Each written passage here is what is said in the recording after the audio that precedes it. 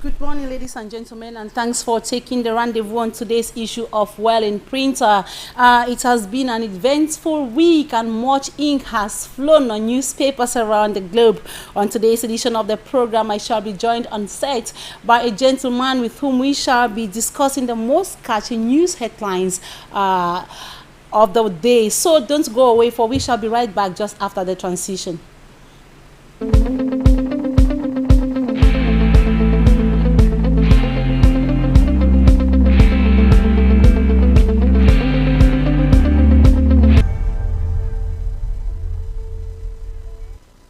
Welcome back, ladies and gentlemen. If you are just joining in, you are live on Pan-African Media TV, and the program on air is Well in Print with me, FRIDA EGBESON.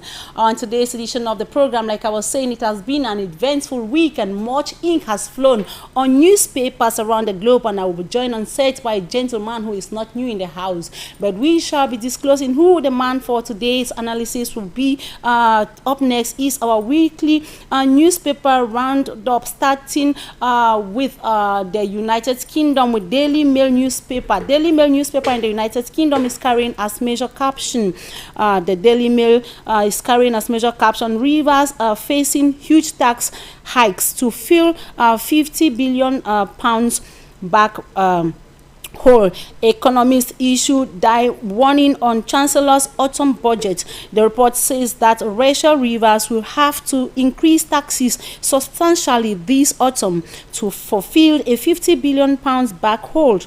In a die warning, the National Institute of Economic and Social Research said the Chancellor will have to find the equivalent of adding £5 to increase tax to keep alive by the end of the decade and meet her fiscal rules. From the Daily Mail, we go to the Guardian. The Guardian, this morning headlines: UK cutting aid on backs of starving, says UN chief. The head of the United Nations Humanitarian Affairs Office has condemned the United Kingdom's government, saying it has decided to back the starving people of Yemen, an act that will see tens of thousands die and damage the UK global influence. From the UK, ladies and gentlemen, we move over to Nigeria with the Punch newspaper carrying as major caption this morning.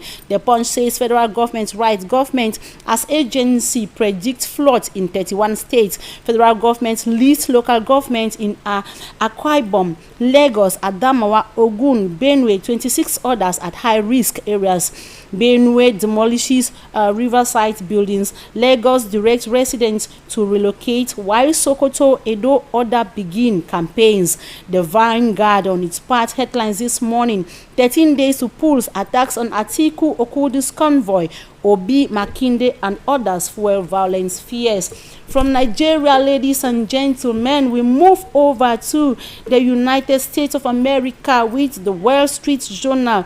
Wall Street Journal this morning is carrying as major caption: Trump set 100% cheap tariffs unless firms invest in the U.S.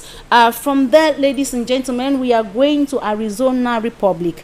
Arizona Republic, since still in the United States of America, carries as caption this morning: 5 soldiers shot at Army post in GA. And the paper tells Labor Minister for homelessness ejects her tenant and hikes rent. Away from that, ladies and gentlemen, we are moving to Cameroon this morning. From the United States of America, we go to the Guardian Post newspaper.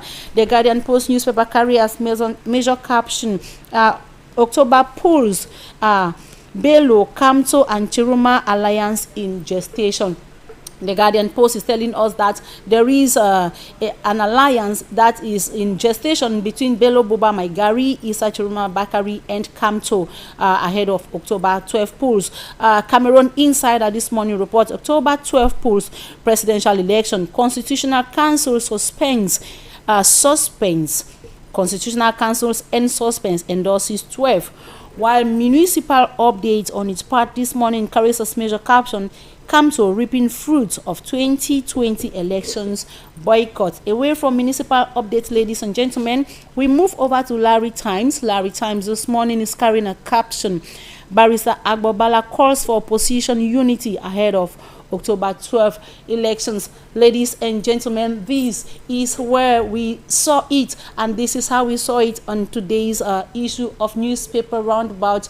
Until we come your way again, up next is our analysis, but we shall be right back just after the transition.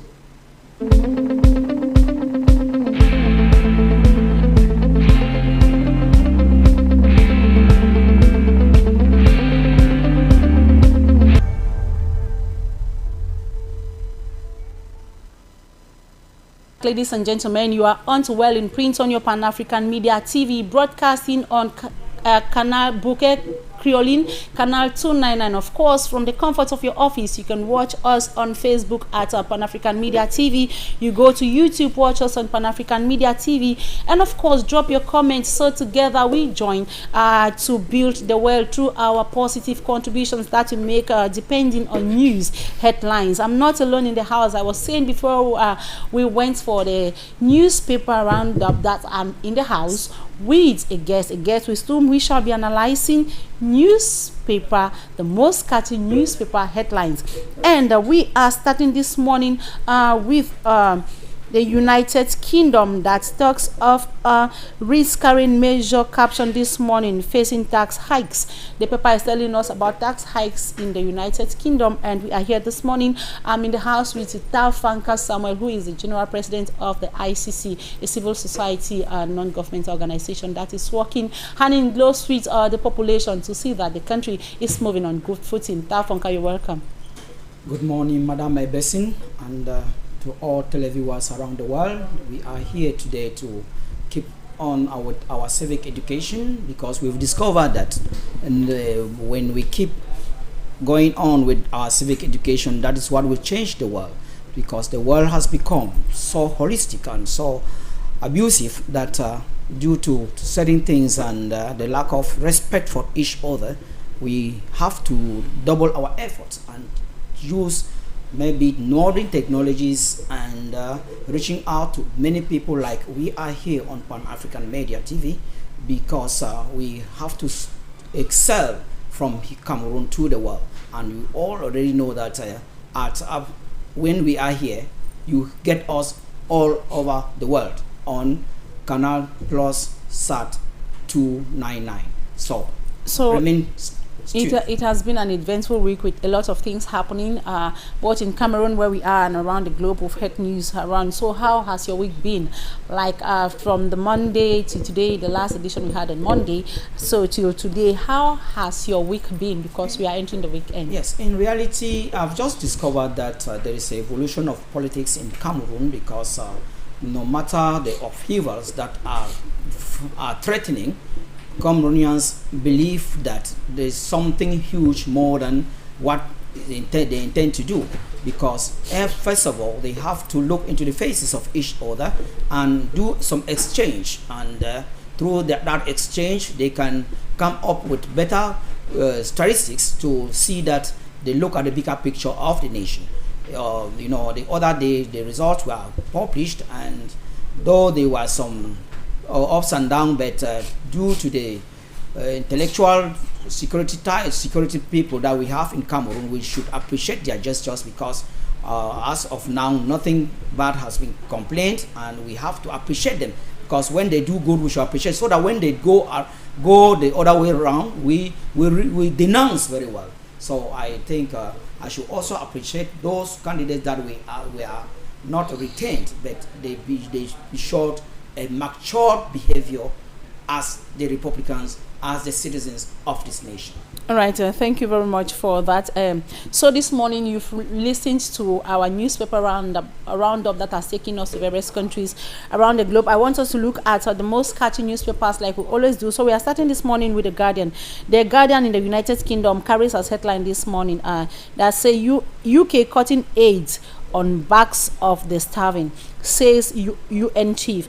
The head of the United Kingdom humanitarian office has condemned the fact that United government is cutting aid. That's the aid that they give to Yemen. They are complaining that this action is going to witness tens of thousands people dead and others and tarnish the image of the United Kingdom. What do you have to say in relation to this? When countries are to give humanitarian aid to those in need, United Kingdom is cutting their ass. What do you have to say about that?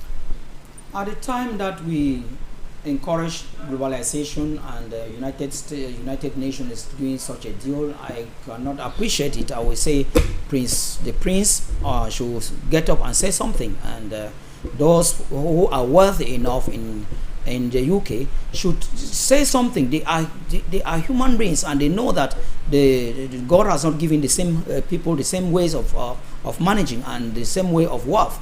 And if they have what they have at their disposal, let them make some charity, some solidarity. That is what we want. The world is a world that we come and live and go. And if you have the possibility of helping another one and you don't help, it is not good at all. So I'm just pleading that they should review their decision and go to and see that when you are doing help to a human being, you are directly talking with God. All right, you are directly talking with God. We move from the UK. Let's look at the Punch. The Punch from the Federal Republic of Nigeria this morning is talking about the warnings from especially of floods in 31 states. You see, 31 states which have and you have Akwa Ibom, you have Lagos, you have Adamawa, you have Ogun, you have Benue, and 23 others. So they are warning this morning. Federal government is warning. Lagos has relocated. They have demolished riverside houses and relocated people, while others saying, when we talk about floods in Nigeria, we look at 31 states to be affected by floods. What do we have to say about the federal government that's supposed to be working to preempt such things, that 31 states are at risk of floods? My advice to the federal government of Nigeria is that they should do things ahead of time. They should not wait when it happens before coming to intervene. As they have already forecast on what is coming, what will likely happen, I will advise that let them remove everybody that is around the state. Whether they will put them where until because there are areas, targeted areas. So they should remove people from those targeted areas and put them whether in schools or anywhere, then and begin to see how they can be constructing these social houses to keep people. I like this strategy of forecast and trying to know what will happen in the days ahead or in the months ahead. It helps. It shows that prevention is better than cure. So when it is like that, you see that now the government of Nigeria is becoming more conscious of what the citizens are going through. So they make sure that they put all these strategies on time and make sure that so I will say that the experts should really draw another map, because by saying something and not bringing up a solution, therefore you have not done anything. So the solution is this: let them, the targeted areas, they remove all the population that is there and take them somewhere for safety. All right, forecasting is something that is good because it helps people to preempt, disasters before time. Yes. And if we believe and we invest on people that forecast, that see before us, then we can be able to prevent a lot of misfortunes. Yes, they should be well preserved and be put to it should be their duty throughout the nation that they should always go around and investigate and try to make research and try to know more about the nation, because they are there to protect the population. All right, we'll go to the Vanguard. The Vanguard this morning is talking about 13 days to polls. There is the first phase of polls in Nigeria for government houses, and now they have attacks on one of the candidates, Atiku. Now I want to ask, what is wrong with us Africans? Must an election, no matter the controversies, no matter the differences in opinions and views, must there be this loggerhead issue that people are attacked until some are dead and some are injured? How do you look at this 13 days to an election that has been? This, I would say that this is due to the weaknesses of other political contestants, where they go maybe hire guys who can come and be doing such acts. Because if you are not involved in elections, you are passing here, you don't have time for what is happening. But it is those who are involved that want the place of another person that bring threats. And I think it's not good enough for Africans, and it's not portraying the growth and progress of Africans in doing politics. We should value each other, and if we see that what interests electorate is the program, the political program you have, and if your political program is good, I think they vote you in. This thing of threatening one's life or what because of politics is a way of weakness. It cannot come from someone who knows that he has the potentials of doing it well, and that is why you see that the threats are always coming from those who are not visible, because if they come directly, they'll be crushed down. This one is already an attack. Let's see, under the attack, you say Delta government mourns as 3 security aides shot dead. That's during this attack. Yes. Then you see they say LP supporters injured in Lagos assault. They say 41 incidents recorded in 3 months. Wonderful. Then experts say growing viciousness may affect polls' credibility. When things like this are happening, do you think like these ones are saying that what are happening like in 13 months is what has happened? Will people still trust the results that will come out from these elections? What has happened, it shows that the people are not, they will not trust, because they will not really trust the result, as you just asked me. But to put my point is that when there are already security threats in a nation, you see that everybody is scared, and you don't do something with, even you are in a polling station or you are where even going to vote, you are scared. You are not using your normal thinking, your normal senses. It is as if you don't do this, they will do this to you. You see, it is that fear when there is fear in someone, and when someone is traumatized, even the candidate he or she was wishing to vote, he may likely see that he puts an empty envelope in the ballot box, or he or she will vote another candidate because of this fear. Because during elections, people should have that love for candidates, that zeal, that feeling, that connection, because it is connection. When you have a connection with your leader, it pushes you.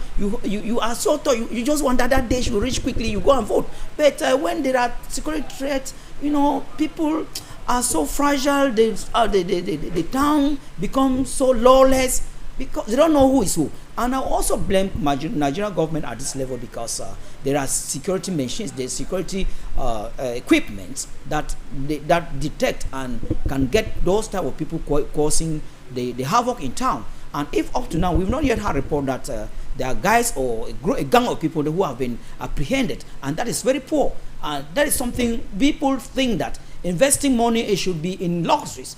When you invest money in security and agriculture, I think this population is served. And now we are moving over to the U.S. with the Wall Street Journal, where they say Wall Street Journal this morning carries as caption, Trump sets 100% cheap tariffs value unless firms invest in the U.S. Trump again and people investing in the U.S. Is Trump really becoming is it some kind of addiction or some kind of dictatorship that Trump wants to impose on investors, on the business economy? Trump's strategy that he has brought this time around is so frightful to investors. Investors want, when they go to a land where they know that they can benefit something. And when you're going somewhere with all the calculations, with all the mathematics and algebra or whatsoever you do, you see that you are not you can invest and you will not have to gain something. It becomes so terrible. So the system of Trump, at a certain point given, let nations grow. Let other nations grow. But here, the fact is that investors are are being pushed to the wall. And some have already accepted. Yes, they're accepting because they don't have where to go.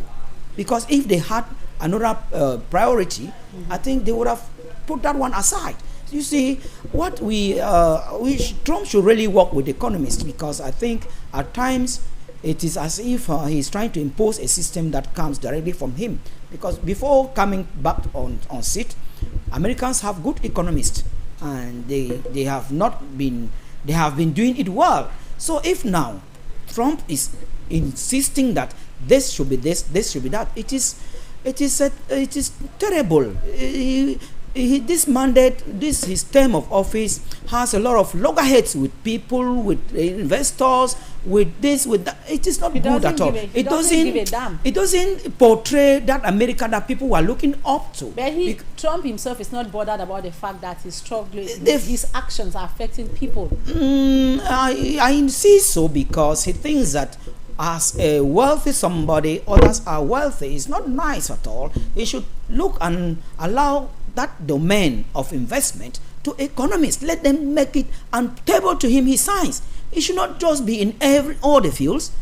Look for specialists and economists, because I know that when you give your start a project to economists, they study it well before applying, application. He's a businessman. He's that type of businessman.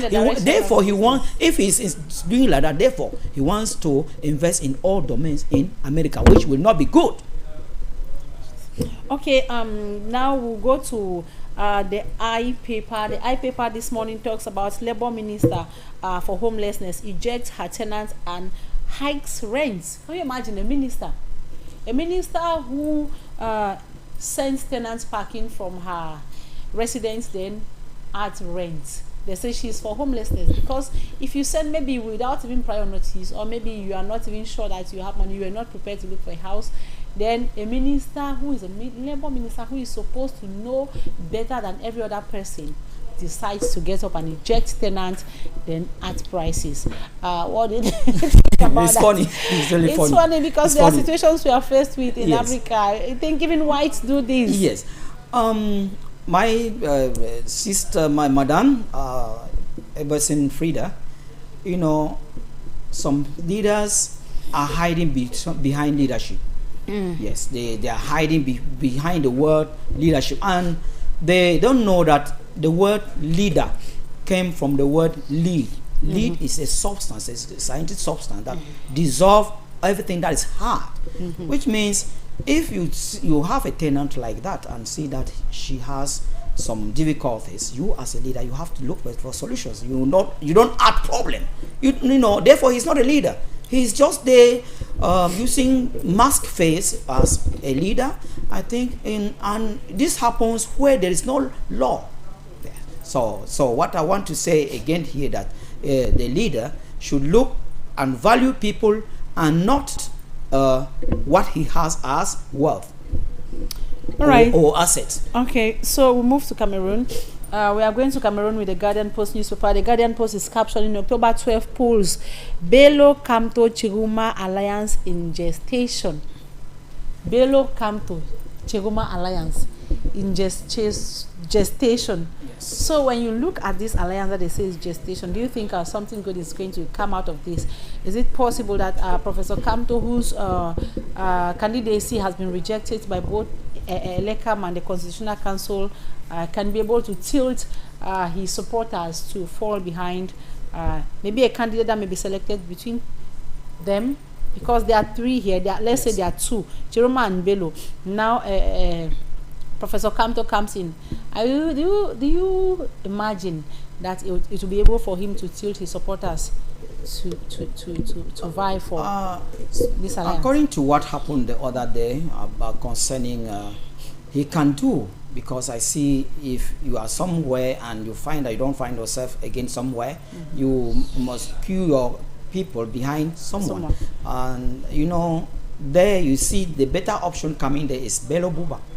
Because Bello Buba is there quiet and using his strategies to look up to the upcoming presidential election. The other day we had some vibes, some that Issa Chiruma was trying to go to Senegal and He never won. He was blocked. He was blocked at the airport. When it starts like that, electorates begin to doubt, to doubt your visibility, your integrity. But the person that is still more strategizing is Bello Buba, and I think if Kamto can come down from the high horse, okay, I think something better can come from that pronunciation. Kamto already has been brought down. He has been brought down. That's what I'm saying, that he has to say something so that to lead his followers somewhere.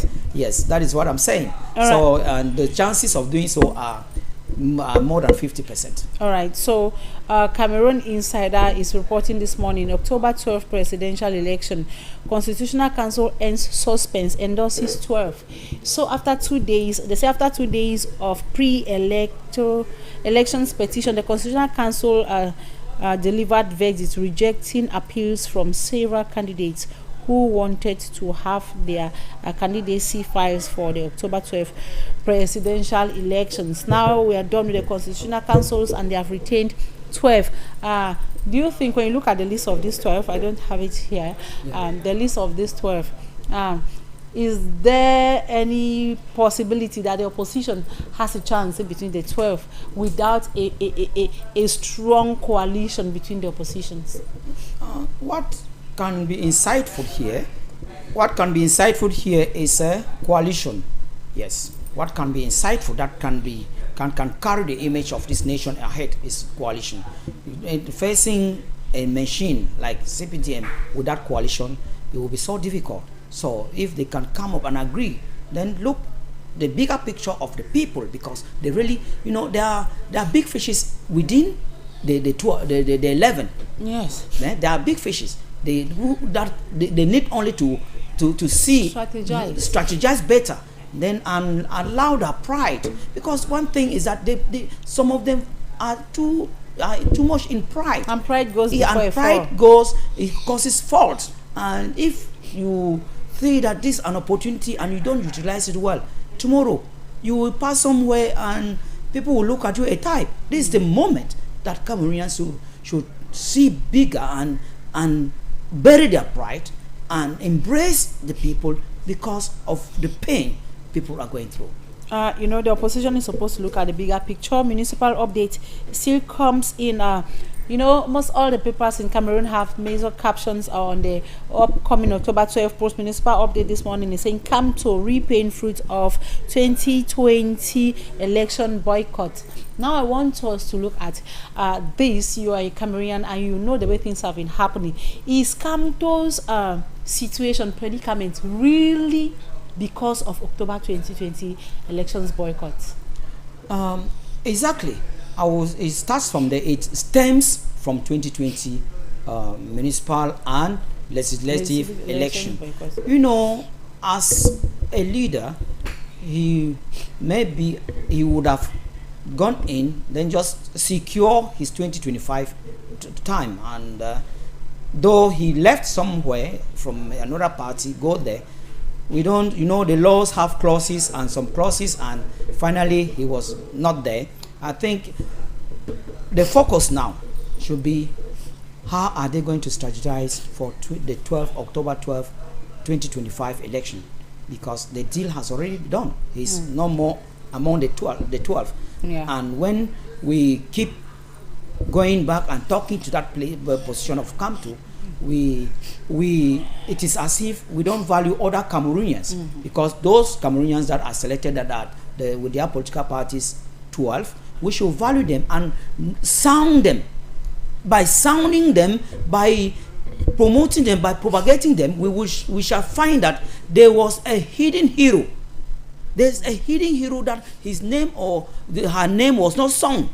It is as it like we mean what? Like the team of Ronaldo, when his home team from Portugal, when they were playing, the coach saw that, let me test and see whether these kids can play well. He removed Ronaldo, and put somewhere. I think those guys, they did wonderful. They did so well, and at a certain moment they scored 3 goals without Ronaldo. of which at first, if you put Ronaldo outside, even the population, they will come and pull you, the coach, out of the stadium. You know, so at times, God make things happen like this to bring us a Messiah leader, to bring us the real man of this era, the real leader of the 21st century that can lead Cameroon well. All right. Now let's say Larry. Okay, Larry Times this morning. Larry Times newspaper is telling us that Barrister Agbobala calls for opposition unity ahead of October 12 polls. We are talking about Larry Times newspaper. That is an exclusive interview with Barrister Agbobala asking opposition to unite ahead of October 12 polls. We are still talking October 12 polls in Cameroon, yes, because that is what the trending news here in Cameroon this time around. There is no paper you go through for one edition that does not have a story relating to the upcoming presidential election. So Barrister Bala has added his voice to this. So I want us to look detailing into the opposition this time around. 12 candidates have been retained for upcoming elections, the incumbents plus 11 others. I want us to see, where do you think somebody was talking somewhere that all these other candidates are CPDM in disguise? Do you think the SDF has compromised? Somebody got me in a heated debate yesterday that SDF is no longer the SDF of John Fundi, it's the SDF of Joshua Osi that has compromised. When you look at the opposition in Cameroon, you look at the SDF. Does it give you the impression that the SDF has compromised, that there's no need people vying behind SDF because it's still going to be CPDM in disguise? No, I think SDF has not compromised. I will give my reasons. You know, SDF under Osi Joshua has been revamped to a certain level that everything should be learned from them again. Yeah. They are using young and vibrant energy. Exactly. And there's some talent that is more added to our politics in Cameroon. The political bench of Cameroon has something to learn again from the SDF that's being managed under Osi Joshua. You know, they first, before investing their candidate, the candidacy was put on the ground and they were elected through a democratic process. There are very few political parties that do such a deal. And you know, the other time when they were celebrating their 25th anniversary, and did march during 20th May, the majority. Yeah. It was when I saw, I thought it was in England. I'm telling you, I thought it was. I thought that were the English people from England invited to come to Cameroon, because it was so attractive, so nice. So that is the vibe. Those are the type of things, innovations that we want that leaders should put in place. It attracts people, it calls people's attention, and those are the type of things we do. And not only that, you know, even the way the chairman of SDF that is on seat now, when he goes visiting, try to follow him up. You will see crowd coming out as if he is coming to liberate them. Crowd are coming out to look. They call it chairman. Some will say chairman, the other chairman, they say no. When they come, they see him and tell you there is no way. Everybody wants to touch him. So there is this so the groundwork, and he is more focused on groundwork and collaboration with the people, with the electorate. That is essence of collaborating with the grassroots people is a secret to his leadership, and he is winning on ground. I will also add, when he visited Bamenda to go and pay legacy to late John Fundi, it was a big occasion that was celebrated. They started singing his name before his arrival, and when he arrived, he decided to go down all the dance groups, you see love, you see people feeling to some excitement, because it's been long that Bamenda is running. Today they are running, tomorrow is like this, or lockdown goes down. All this, people are so stressful, and when a liberator like that comes, you know, there's some air that is among people, and I think that gesture, I'm pleading that the chairman of STF should please take your time, go to all crisis heated areas. I think you will be like the new fan, the new air well to blow on people and let them feel togetherness again. The other day he went, instead of putting his candidature in Yaoundé, he went back to Bamenda again. You see that lenient, that bond is in him. It's in him. Other parties have not done like that. They were making parading in Yaoundé, but he went to the source of places. I think by doing so, if at all, as others are thinking, don't be surprised that the coalition they are talking can queue behind him. All right, we are still talking Cameroon, and looking at the captions for today that's all centered around the upcoming October 12 presidential elections. We are still looking about the possibility of the opposition outweighing the incumbent President Paul Biya, who has been on seat for the past 43 years. The opposition isn't united. For instance, on Monday, I reviewed the paper and I still want us to put an insight on it that talked of a possible coalition that was supposed to take place, a meeting to take place in Fumban to strategize on how to select a unique candidate for the opposition.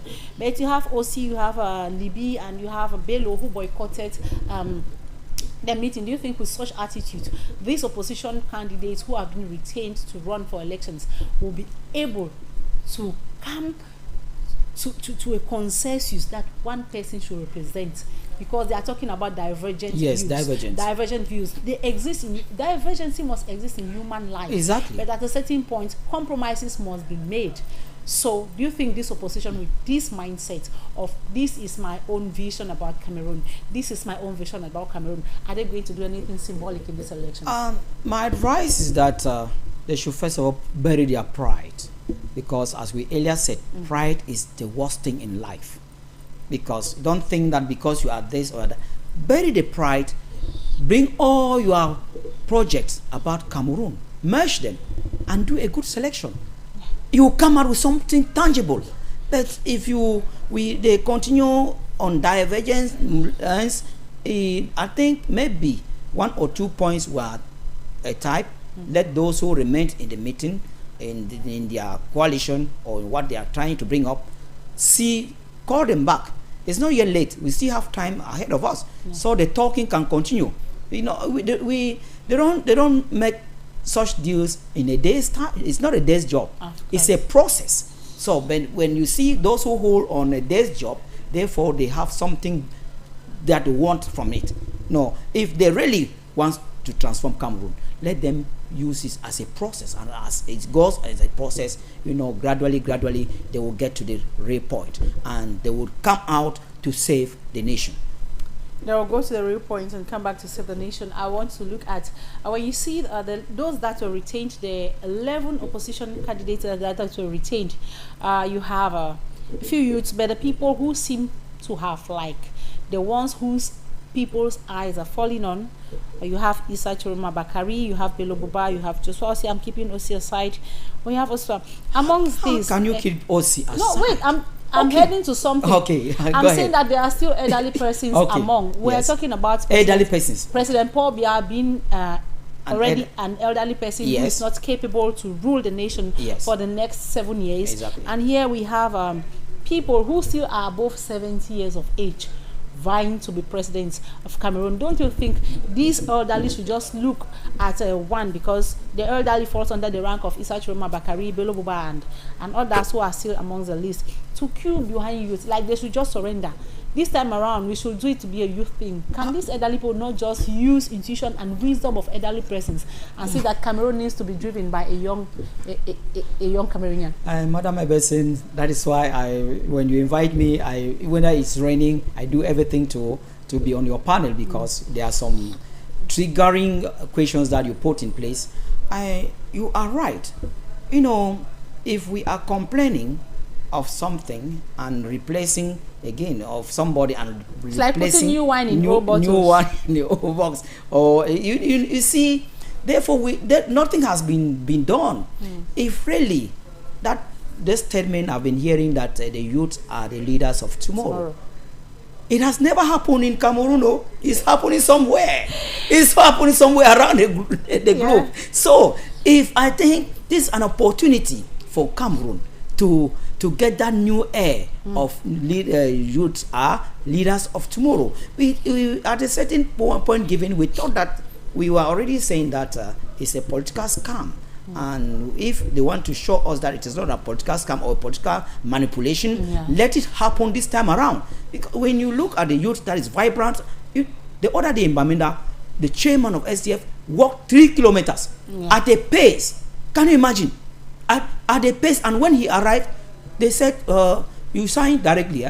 He never rested, and he signed directly. He's still a young man. After he that, could not tremble. Yes. After that, he trekked again back, meaning it's 6 kilometers that he did that day. Yes. So it shows already that if he is voted, he can go and look about projects that are not realized. He go around and check and go around visit by himself, not delegating powers. You know, at the time, delegating powers has been sinking this nation, because power delegation, people don't go there and really come out with the real result that you are waiting for. And when they tell you what you want to know, what you want to hear. Yes, because at times they see a certain road somewhere is already finished at 92% or 93%. When going there, when checking, they see that nothing is done. But on papers, everything is working. We don't want to have things that are being delegated or powers that are being worked on papers. We want reality on ground, reality everywhere, and going to check. And because when on a certain line, people were saying that they will not come for campaign in Northwest, they will not come for campaign in South. I say, my brothers and sisters out there, please, let them come and see the bad roots. Let them see that there are no lights. Let them see that people are suffering. When they block them not to go there, how do you expect? How do you expect the change we have been clamoring for? We can't. The change we have been clamoring for will not come. Let them suffer, and their vehicles should be blocked in the mud as well. And you come and push and ask them money, ask them 200,000, they should pay before they pass, because we have been suffering for all this while because of bad roads, with no electricity, and we know very well that where they say where the road passes, development follows. And when there is light, manufacturing companies come there. These facts, these two things are that, and water. You know, drinking water, they should go to, and they should not bring their tangi. If they bring tangi water, please remove those tangi waters and put aside. Let them drink our own water. Water is like, but not everybody drinks. No, let them drink that water that is there, because the water is there. Is what the people have. Let them partake of it. So I'm telling you, they should partake of it. You cannot be certain about that. What I'm saying here is that let them visit those suburbs, those divisions, those subdivisions, villages, and see for themselves that they are not only Cameroonians are not only making noise, they really mean that there is suffering, which means people should be taken out of the suffering through communities investment. Encourage investors that will come and invest, and maybe make 5 years first of all before they are asked tax. Because what is killing investment in Cameroon is taxes. When you invest today, tomorrow they are already there at your door knocking. You know, it makes diasporans and those who are here, this fear of investing in Cameroon is there, and insecurity as well. When there is insecurity, someone cannot invest where there is insecurity. All those type of things, if all these things are put on the table and dialogue, I think Cameroon will emerge before 2035. Yes, FANKA, you know, somewhere when we started talks here, when we started the analysis, we mentioned about like Kamto, if we should not keep talking, repeating. Yes. But you know that there is no way also we can talk October 12th elections without calling because the name he's of Kamto. An influencer. His name is going to reign till the end of the process. Yes. So now my question to you is, you know, Professor Maurice Kamto's followers, militants, were so many, and majority of them were youth, right? Yes. And now he has been taken off the list, and definitely will not be representing his militants as the president he wanted to be for the country. Now my question is, given the fact that the majority of his followers were youth who got active in politics and had the zeal to go register in electorals to have their voters card, and now that Professor Maurice Kamto has been removed, don't you think that despite maybe the alliance will be struggling to form, the alliance they say is in gestation, even if you call some of those militants, voter apathy will stem in, like youth being discouraged going to vote for another person? Don't you think that might provoke, I'm not saying it is going, yes, don't you think there is a possibility that some will refuse going to vote because Kamto is no longer a candidate? To see things, and what you are saying is true, because it's like when you are supporting somebody or behind somebody, when you first do the reality, you become disappointed. So many youths will be disappointed, and I think I will tell them, come, other leaders are there, other youth leaders are in the contest, so they should not feel disappointed. They should look up, because in any plan there's a plan A and plan B. And even plan C. Plan C, and even D. That Professor Maurice Kamto has his plan C. So that is it. His plan A was his party MRC. Plan B was Manidem. Now we are seeing of alliance in gestation. Yes. So what I'm saying here is that politics is a game. Politics is a game. When you don't have it here, you have it there, and you have it there. So the youth look up to those who shall be campaigning. As we are saying here on board, you can already get your candidate.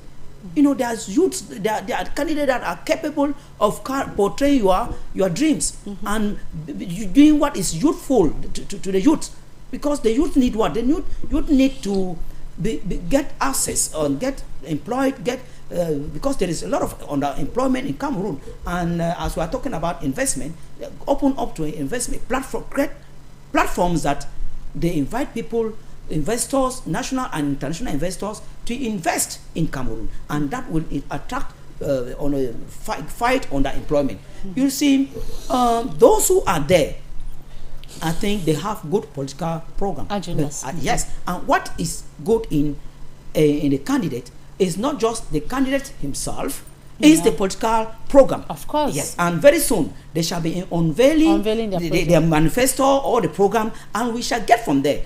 What we are pleading here is that the campaigns, as one of our mother said, who voted plebiscite in those days in 1961, Mama Batson Mangwang Christina, she proposed that all the 12 presidential candidates should be moving from one region to another, and in a same caravan, using the same caravan. That one will be driving love, love building, then trust, confidence, respect for each other, humility, and rebuilding Cameroon only through the campaign strategy. When they go somewhere, they climb on the table. When this one talks and comes down, the other one comes there. You see, through that, the youth, whether they will put it on screen, mostly as they are bad road, they should also go there and visit. So that one will help, because there are some people who don't know that they usually choose another president, as we have been for 43 years without another president. So by doing like that, people, the youngsters, they will now be able to vote for their president, for the person that they look up to. So that is it. The youth that were following Professor Maurice Kamto, I think it is high time you value the nation, then look among the 12 candidates, then cast your vote, because if you stay behind, therefore you are one of those who want this nation to sink. But if you vote, you use your vote wisely among the 12 that are still in competition, I think you shall be building Cameroon from your end. Or better still, given the alliance that is about to be formed, I want to believe that Professor Maurice Kamto has been denied to run as candidate, but he is going to vote as a Cameroonian. Of course. So what I'm saying is, better still, the youth could still queue behind him massively. That matter of queuing behind, please, I want us to say they should queue behind the 12 candidates. I'm not saying queue behind him to stand as a candidate. Yes. Where he goes, they should go, because not just simply because, you know, when there are people that when you disappoint him or her once, that is all. That's true. So I'm telling you. It brings discouragement. Yes. So they now look up to the plan B. They also have plan B. Of course. Their plan A was Professor Maurice Kamto. Now that Professor Maurice Kamto is not there, they look their plan B. Becomes your favorite option. Yes, I advise those people also to look for their plan B, who are among the other candidates or candidates that are in the contest. So it's something it should be worked out like mathematics, and I really appreciate the fans and militants of Professor Maurice Kamto, because they really behaved maturely, and some went out of law, but they were being hushed, and up to this level, Cameroonians now know that the power of going to that throne is through ballot boxes, and we advise anyone to do same, because let's focus. And because the power of getting to the throne of Cameroon, which is the highest magistracy, is through ballot box, and we should advise everybody that when you vote, just do your civic education. It's an obligation. Yes, civic responsibility. You cannot be saying that you want positive change, you want this, you want that, and finally, when the time comes to do your civic responsibility, you stay behind that. You will not vote because of one reason or the other. Yes, and talking about supporters of Professor Maurice Kamto. Seriously, we have to talk about. As we speak, 58 of his supporters who went to Palais de Congrès at the Constitutional Council to follow hearings of the Constitutional Council are still in detention. Yes. Professor Maurice Kamto has been knocked out of the race, and his followers are still in detention. Don't you think, do you buy it? Because I, for one, I think that it's high time they should just let them go. Because they should just let them go. It's true that it comes with discipline. I will not know the gravity of exchanges that took place there. Yes. Though some people argue that nothing was done, they were just there. Because a young colleague of mine, an intern, a student in the Advanced School of Journalism and Mass Communication, was also arrested amongst these people, bundled, and passed almost 48 hours in detention. On Monday, she went to cover the event. As a journalist, she's doing internship with the Post newspaper.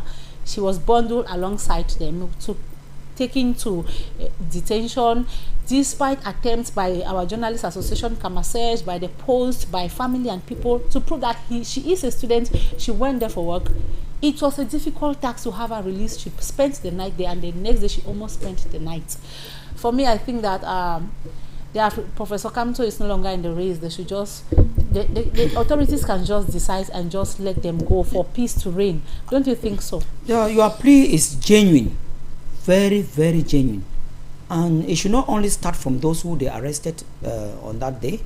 It should go far backward, because there are many in prisons. The president should say something. Let them come out. They are the sons and daughters of this nation.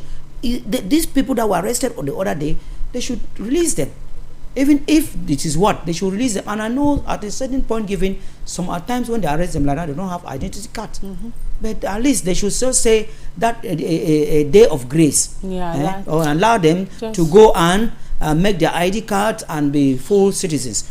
Because that day, you know, emotion is something that is not easy to manage. It's easy to manage, because especially in a tense environment. Exactly. So that's why we say some centers for training, for counseling should be built in municipal councils, so that from time to time people should come there for counseling.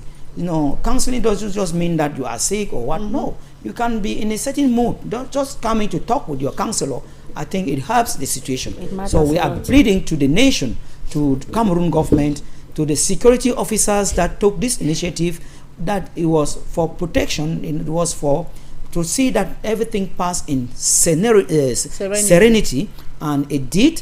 So we should, at least you people should at least see the bigger picture of the citizens and allow them go back and meet their families, because some are with their family members are missing them, and some maybe are taking their medication, and you see by keeping them there is making them some will not more follow up their medication well, and when it will cause a lot of havoc in their health system due to a one day type of a thing. So our plea is that please allow those people that were apprehended and locked up to go back to their homes, meet their loved ones, take their medication. Because when you see somebody up like that, you don't even know how his or her health situation is like.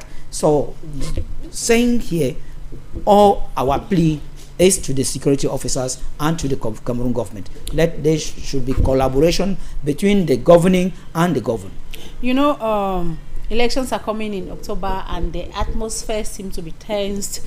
People are scared. People are uncertain about how October is going to look like. So there is a lot of mixed feelings in the air in Cameroonians' minds, and we are at the eve of back to school. September 8th, schools will be resuming like in a month from now. And some people are really scared. Some are saying they are not even going to enroll their children. They'll wait until after elections. Others say they will not pay fees or just do stuff. Some even say no, before election they will travel to their village, and after that they will come back. Why this atmosphere of fear? How do you think Cameroonians should carry themselves? Do you really think we should have this fear in us as Cameroonians to be moving about as if October is going to come the end of the world? No, October election is a historic election in Cameroon. And I don't see this fear at all. We should instead be strategizing to see which candidate are we going to vote. It should be towards that way. That fear of this and that there were prophecies. This one, they are today. We have this spirit of, and things have been happening. We have fake prophets that they come up with and plant this fear in people, and it starts circulating from one on social media. It frustrates people and it makes people look depressed. That this style of passing the information to the public to deform them, we don't want it. We are communicating on this presidential election very well. That's why we advise citizens that if there is any information, please try and check with ISCC, because ISCC, or you check with Madam EGBESON or media organs, media personalities. Yes, they verify information before sharing. So from now, please, we are pleading that all those fears are for nothing. School will go back very well. There is security tight. I just know the other day some military security officers who are graduated from Mutengene again. That is to add to the number that is already there. And I think they are going to intensify, and the type of report given by journalists, by media houses, by all people, media personnel, it is something that should be taken to consideration. Not that a certain person will just put a voice and they start sharing on social media. And we should apply this system of verifying information, verify the information well, and if you don't get it well, make sure you meet a major personality. Then you talk with him, he or she shall be the one to send the information out. This matter of sharing information from one WhatsApp group to another, on messages to another, please, I'm pleading that Cameroonians should refrain from it. This is what has caused us in the crisis, that the crisis of the nozzle has gone so far because of WhatsApp messages and messages that they share on social media. Some will take images from other countries and be sharing that it is happening in Cameroon, and some will take images from Cameroon and say they are coming from a different country. Like one time given, there was it said that in the north something happened in the north, and finally they were saying that it was from different country, but at the tail end they discovered that it happened in Cameroon. So we want a system mechanisms of sharing information that you go to the source, or you make correspondence and get good correspondence on ground, that they are the power of truth, that they follow the deontology of communication, because there is deontology of communication. People just think that doing what they are doing like that is no. There are some ethics, the deontology, that if you don't follow, you find yourself behind the bars. And it's good that the president, the chairman of the National Communication Council, Joe Chebonking, create an alert, and that was timely, so that when you are communicating, I think from time to time media houses should be quoting it and be sharing it again, so that people really see that it should be like a gentle reminder when you are a communicator, you want to communicate well, that notion of that message of the national chairman of communication in Cameroon should be ringing as a bell. Because if you're in the house, they are ringing at the door, you will be alert. When you are alert, you will go and open the door. So when you come over that message again, it will remind you that do the deontology of the media and nothing else. Deontology of the media, verifying information before posting, before sharing, it's important, especially at this time when we are living very dangerous moments, very tense environment ahead of upcoming October elections. So now we are living, the air is tense, and there is too much anxiety in the air. We are bound out of the program. So if you were to look at your camera and tell Cameroonians how should we comport ourselves to ensure that we do not fall into the trap nets of the forces of security, law and security enforcement who are outside. Dear Cameroonians, fellow citizens, we are at a trial moment in Cameroon, and it is due to our behavior that we can transform Cameroon, because transformation starts from within. It doesn't start from somewhere else, as we are saying. So at this moment, I call upon you to respect, to be law-abiding, because those who are law-abiding, nobody can do. And if you are asked your identity card, please show it quietly and leave the place quietly. This thing of talking or being biased in communication, we should avoid it, because it is something that will lead many of us into problems. Because somewhere you see people may come out, as the other day I saw somewhere, trying to pronounce names of candidates, that this is no. Hate speech. Hate speech is so bad in our society today. So don't be a promoter of hate speech, because if you are promoting hate speech or tribalism or anything that is not welcoming to the campaign team, I think you shall be apprehended and be put somewhere. So please, we want that all of us should be part of the campaign and put our what we want, and then talk with the people doing the campaign, advise them, tell them this is what is going on, and if this is done, we shall feel fine. You don't just come and be clapping hands. Maybe they give 2 or 3 things, you see that they have given you salt, they have given you this, you think that is everything. No, it cannot help you for 7 years. It is 7. We are talking of 7 years, not 7 days. You know, at times even 7 days become like it is 7 months. So please, value the population, value your family, value the nation, value the institutions of Cameroon, and communicate well, strategize well, talk with people, and look up to voting candidates. And don't say that since you are not from our area, we don't want to receive you in our division or in our subdivision or in our region. No, all Cameroonians are bound to live everywhere and to circulate all over the national territory. It is time you open up, and mostly to those in the northwest and the southwest and the far north. No places are not accessible. Let these people come there. Allow them visit. Let them see what we are going through.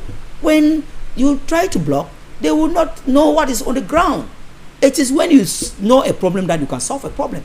Some of them don't know how deep, how the wound that people are going through, the pains that people are going through. But when they will go around visiting, I think they will come up, and the first thing they shall be doing or put on their program should be road network, electricity, water, health facilities, manufacturing companies or plantations, and then other facilities that can put food on the table for the people.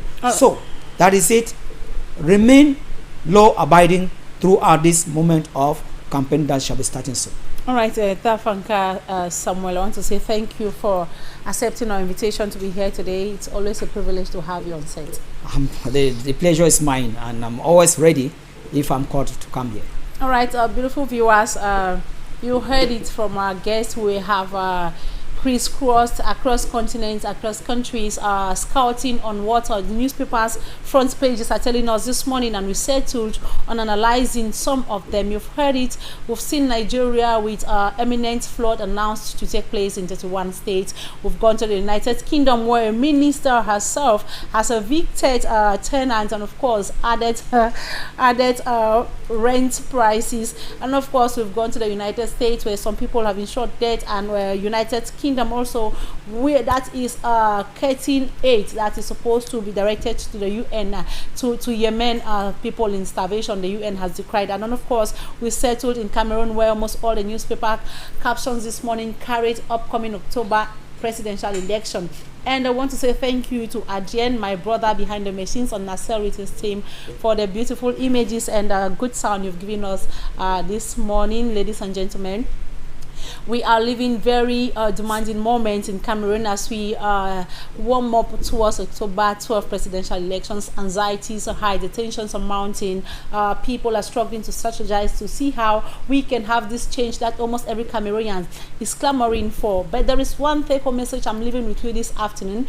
Continue staying law-abiding. For those of us in the media world, please do not go for any event without your badges. For those of us moving along the streets, do not go anywhere without your national identity card, because you do not know when you'll be caught in the trap net of forces of law and order who are out there struggling to see that they put sanity into some of the minds of the people that are struggling to bring disorders in our environment. So schools will resume. Our guests, there's no fear. There's no fear. There should be no fear. No fear, no fear. So people should enroll your children and send them to school. Yes. And this is how we saw it on today's edition of the program, and this is where we call it quit until I come your way next week, of course, on Monday. Wishing you all a pleasant weekend ahead. From me to you is ciao ciao.